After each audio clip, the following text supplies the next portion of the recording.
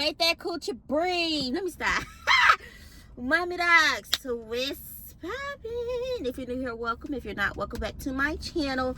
Today is very much December. I'm sorry, I'm looking for a parking spot because I'm parked a little illegal. Anyways, today is December 12th. Very much Vlogmas Day 12.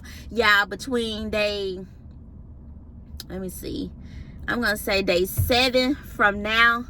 I don't know what happened, but we back like we never left, and I'm gonna continue to vlog from today until December 25th, and I put that on me. Oh Lord, please let me uphold me to that. Anyways, today honestly it's just gonna be a car chit chat because honestly I haven't really been doing anything. Everything that I do is pretty repetitive, so I don't want to bore y'all with the same damn thing. So here we are. I'm currently at a doctor's appointment with my grandmother. See, I could have just parked in the little thing up here trying to. Anyways, I'm gonna stay right here till somebody say, baby, you gotta move. Anyways, I brought my grandmother to a doctor's appointment. So I'm just currently waiting. The kids are at school. But overall today has been a great day. I just wanted to do like a check-in, a life, I guess I'll call it a life update to let y'all know what's been going on with me, period, clock that T.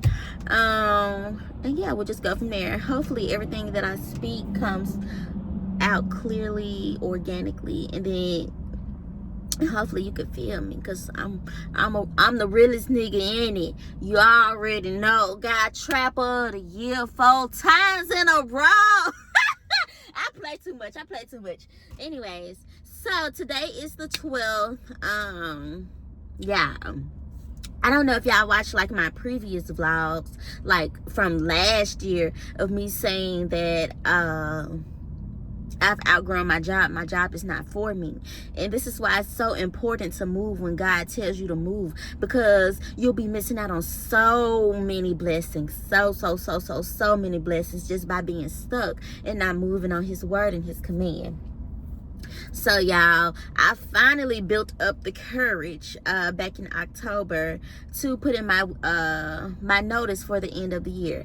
I wanted to do everything right, y'all. I was like, okay, I knew I didn't want to work this job starting on next year. So December 31st was going to be my last day at that job, y'all.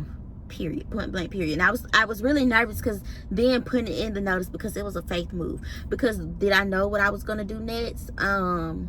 No, not necessarily. Like, I do have thoughts and plans that I'm implementing now that I really don't want to speak on until like I make some shake with them. But honestly, it was just gonna be a faith move. It's gonna be me and God, which it still is, me and God. But yeah, when I tell you God plans are far more better than my plans, oh my goodness. So like I said, I put in my notice on October 14th for my last day to be December 31st. Yeah, why on November 7th, them folks called me in a conference room and let me go. I just felt so blindsided. I felt betrayed. I felt deceived. I felt hurt. I ain't even gonna lie to you. I did, because I'm thinking I'm doing everything right. Mind you, I'm overqualified for the job and underpaid. That's just a whole nother story for a whole nother day. But I was comfortable there, and honestly, the job was good to me. It blessed my life. It changed. Well, I ain't gonna say it changed my life, but it definitely blessed me in many circumstances. So I do appreciate the job for what it was, but I understand now it was time for me to move on. But I just couldn't understand in that moment, like, why would they let me go? Like, what? I'm doing everything right. I was not canceled on anything, reprimanded on anything. Like, no one had to sit down with me and say, Amber, your performance is this, that, and the third. We need you to do this, do that, or we're gonna let you go.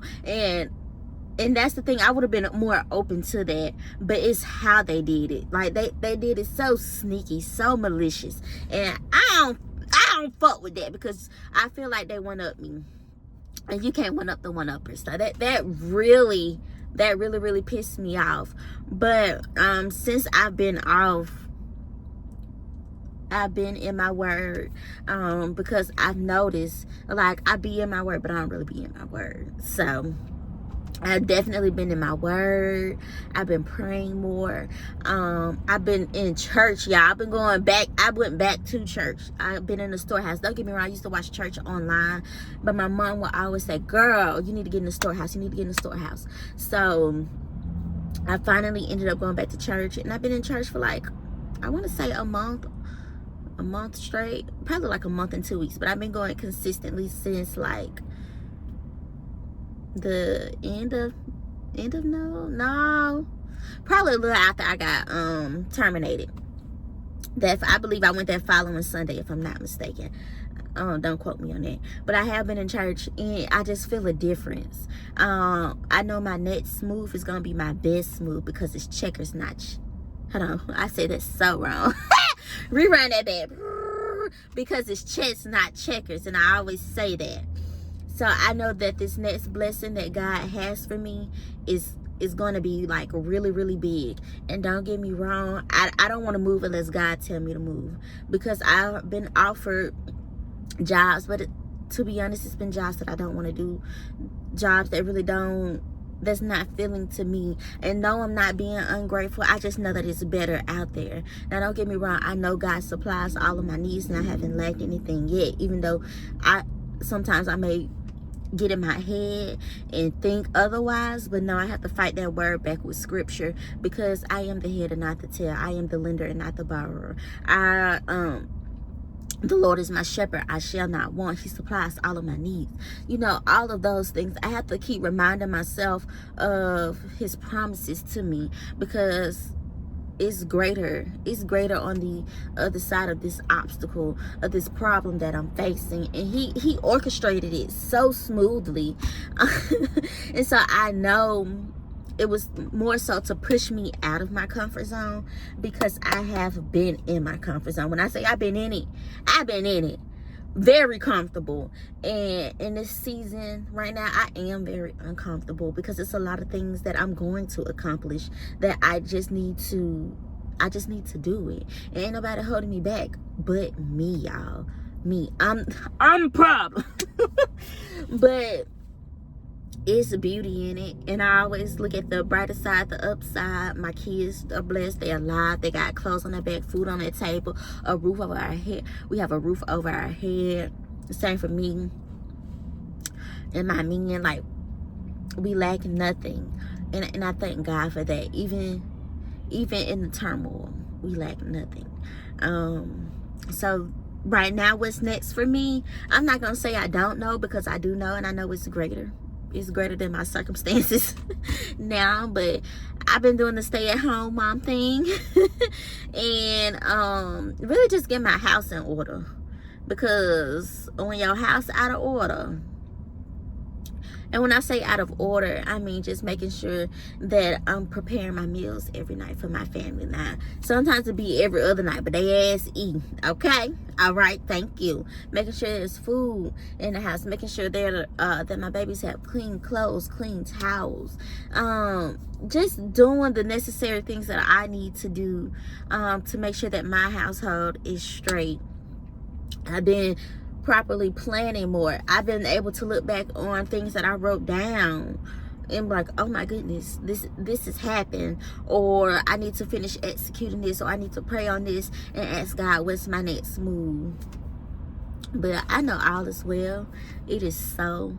I know that what God has for me will be big, and I can't keep reiterating that enough, because it will be. It's going to be far more than what I've imagined, because right now I feel like I'm thinking small. Y'all seen that meme? You're thinking small. You need to be thinking big. I'm gonna see if I can find it and insert it.